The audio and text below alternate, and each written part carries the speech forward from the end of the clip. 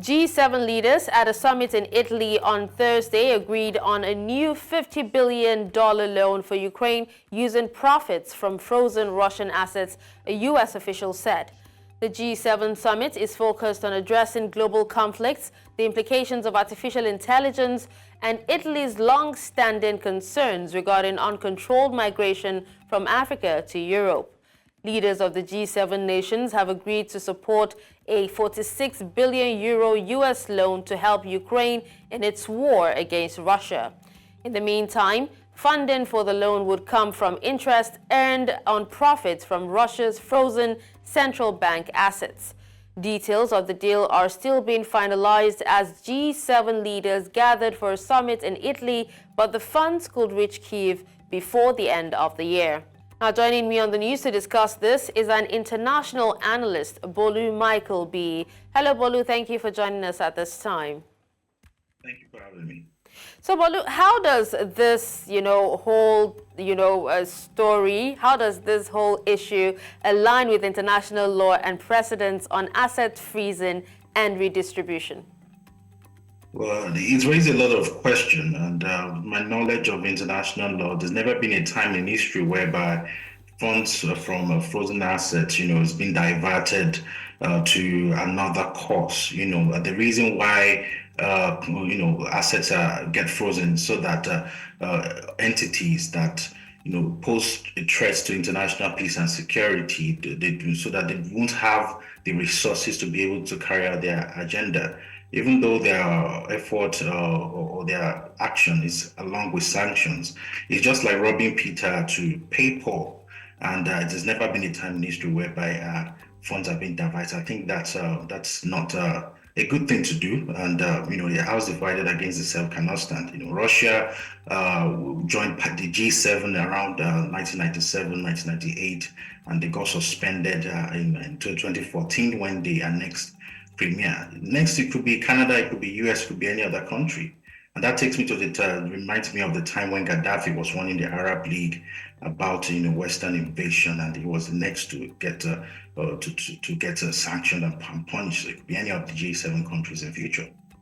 All right, now, this particular loan is meant to address Ukraine's military, budgetary, reconstruction, and humanitarian needs. Now, in your opinion, what are the main challenges, that might ensue when ensuring that the aid is utilized efficiently and transparently? Okay, when money is involved, there's a very high chance that there might be some form of corruption.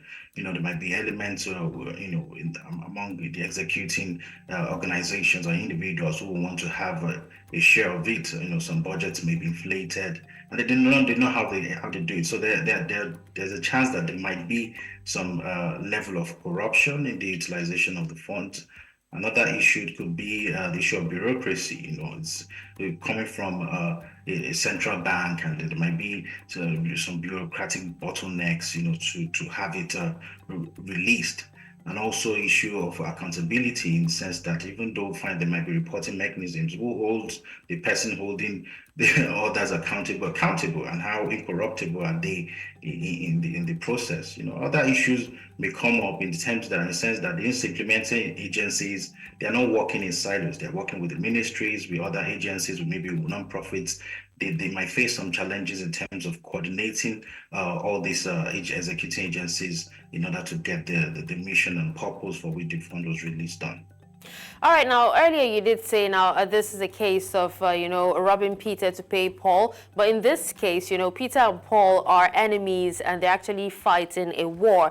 Now, can you tell us, speak to us more on the potential global economic impact of diversing interest from, frozen Ukraine assets, that's the central bank of, Russian assets, that's from its central bank to Ukraine? Yeah, it does have some implications in the sense that investors might be scared, to invest in Europe, saying that, oh wow, this is happening to Russia. If they invest, who knows the next European country that might be affected. Things might change tomorrow. Maybe one of the countries pledging allegiance to Russia, and they might be facing sanctions. I think it's going to scare investors away, somehow. And it might also affect the markets generally in Europe.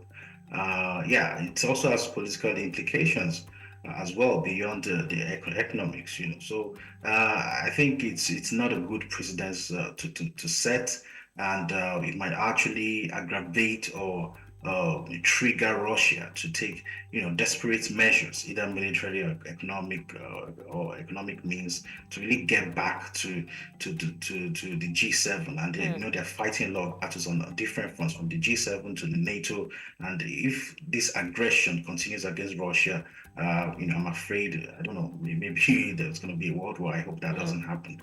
But we really need to tone down things that have been done towards Russia. Well, it will definitely be a disaster if Russia decides to, get back at the G7. But, away from, the whole frozen assets and $50 billion per year, how significant is the participation of other G7 countries, in this agreement? Well, it's significant in many ways, but I think I'll touch on two because of time. I think it kind of gives them a level of influence in the fact that they are wading into a major global issue and then making a very serious decision. It kind of gives them this political soft power in terms of international affairs.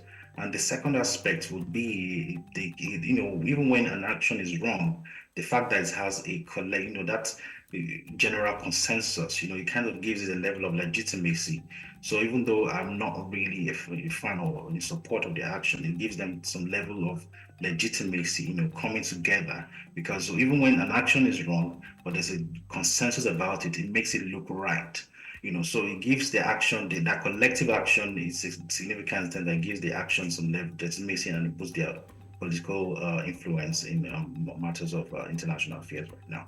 All right. Well, thank you so much, Bolu Michael B, for speaking to us on this. Pleasure. Thank you for having me.